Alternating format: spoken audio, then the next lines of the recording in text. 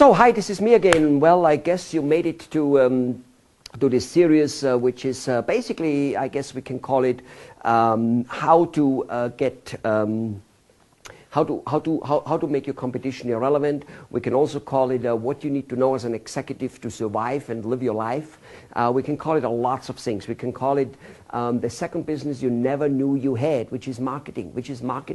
If you're not as good in marketing as you are delivering your service or making your service or your product, whatever it is you do, let me tell you something, you'll have a difficult time. By difficult time, what I mean is you won't make the money you could possibly make, not even by a long shot, and you will be grinding. You'll be getting frustrated. You'll be getting a few more gray hairs than you should be getting. You will be spending less time with your family, and that's what it is all about.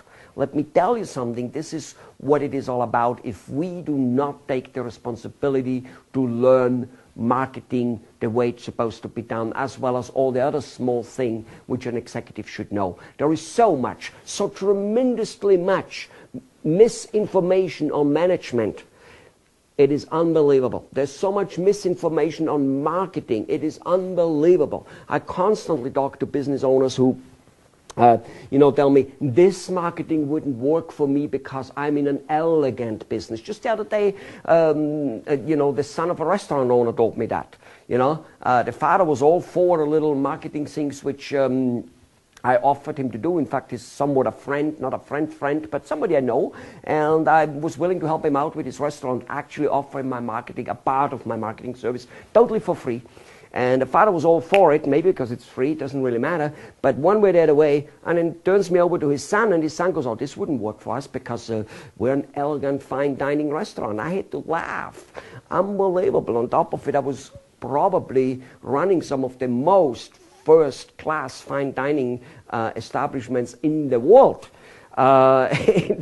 And now being in marketing, and he tells me it wouldn't work. However, other people tell me that, be it a business manufacturing guy, be it a dentist, be it a whatever, this wouldn't work for us because, and yet while they say so, they're struggling, they're having a hard time. Oh my God, why would they do that? In any case, that's what this series is all about, all right?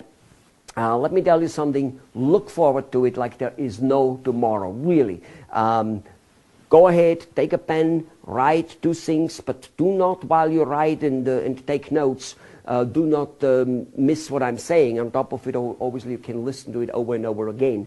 But get in the basic, gesture of the whole thing and realize what this is all about. This is about attracting so many new prospects, not necessarily clients here. The prospect and the clients are two different things. It's about attracting so many new prospects who inquire about your service, who have some interest about your service, that even if your closing ratio stays the same, that you are going to make a lot of more money because of so many more people coming in, and everything will start flowing into place. All right, let's get started here.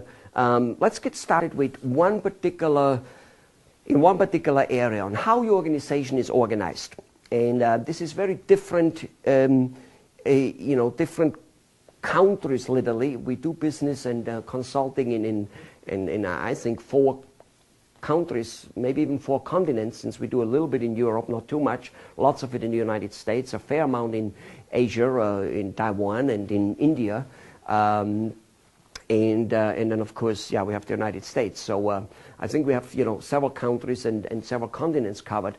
And even though there are differences, there are huge similarities, and the truth is it's always working the same way, and some of the mistakes are made everywhere. Some countries and some areas make some mistakes more than others, but the truth is almost all of them make them. The one I'm going to explain now in terms of organization is extremely violated in countries like India. It is violated in the United States as well. Keep in mind, even in the United States, this country with this phenomenal business sense and whatever it is, 17 or some out of 21 businesses go broke within the first 2 to 4 years.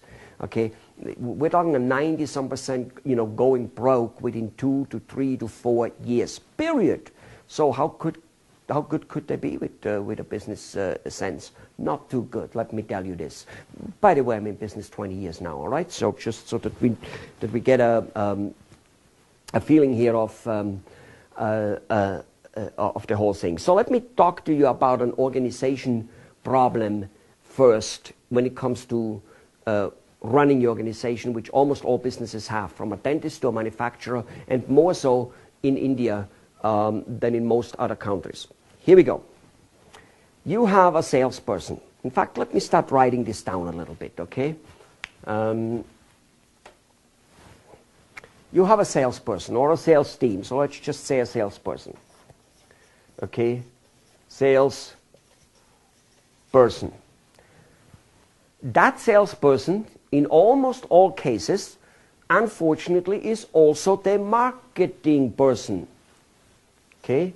He is the marketing person.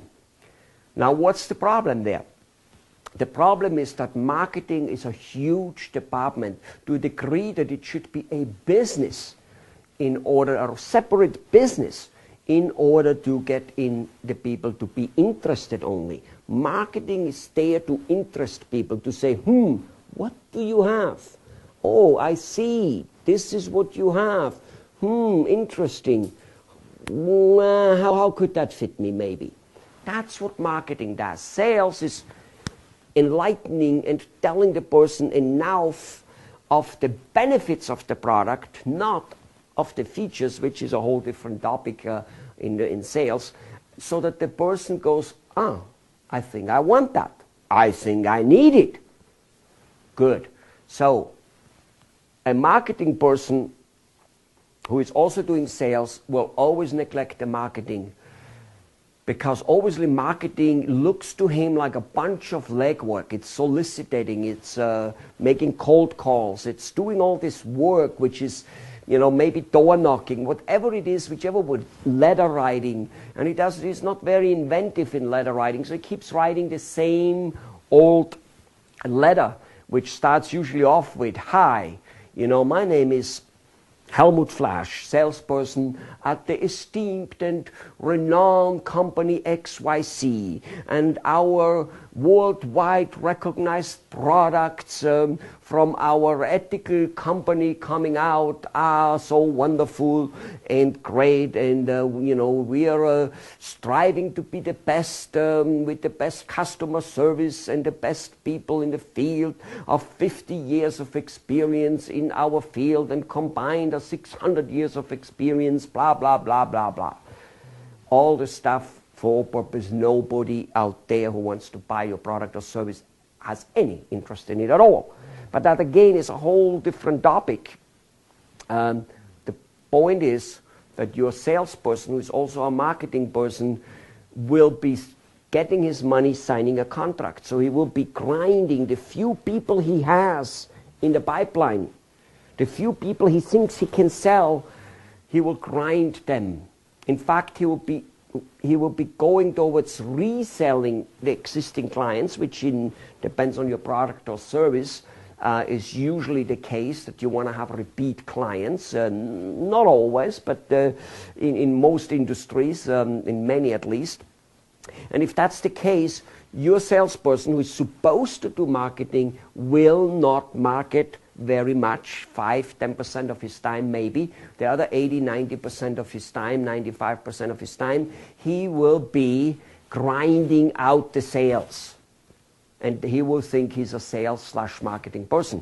As I said, in India, most salespeople get the definition and the title of marketing executive. Apparently that sounds more elegant than salesperson, because a salesperson, by definition, in most people's eyes, is a bad thing, pushing something down the throat.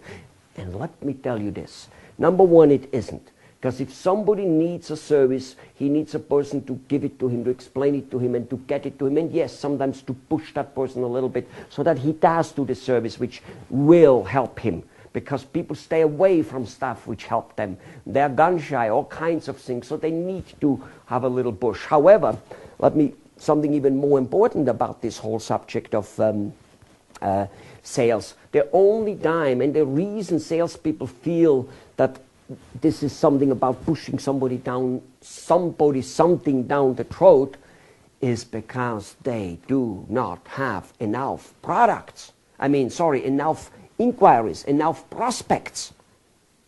And thus they cannibalize the few people they have. That's what you get when you have a salesperson and a marketing person, the same person.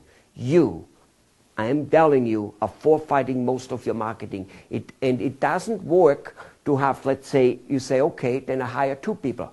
So they both do sales and marketing. That equals out to the same, then 1 marketing, 1 sale. It doesn't work that way, because at any given time, your salesperson will be reluctant to do marketing and will work towards, so to say, sales, because that's where he makes the money. Sales is the tedious, they're constantly getting rejected. At least the people he tries to sell, he's already somehow in communication with them, and the rejection isn't so huge anymore. In marketing at the beginning, especially if it is one person doing it, there's a tremendous amount of rejection. So that's number 1. Number 2, who said that it is a 1 salesperson for 1 marketing person? Who said that?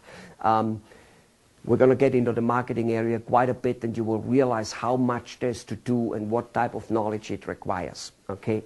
Very different knowledge than selling, even though there's some similarity, obviously. Let's go on here. There's more devastating news. Most people, and again, some countries more than others, and not just on the last 2 in India, and over the last 15 years since I've consulted in India, I noticed it's more down there than in America, but America has the same problem actually, to a degree. The person is now also doing customer service. It makes a lot of sense to the business owner that the person who sold the guy keeps servicing him. Oh my God. Again, people don't like rejection. In sales, you get rejection, more so in marketing. Customer service, you don't get so much rejection anymore. So your person who's doing sales and marketing will be working on customer service a lot. He'll be eating it up. On top of it, there is this ethical belief, and it's right, it's correct, that the customer is gotten and he must be serviced good. Of course he must be. And the customer, as you probably well know, have you ever noticed a customer who has like a couple more things to complain and to kind of just ask lots of questions than he could and should? Yeah, they do that. They tend to do that. And that's fine. We still should service them.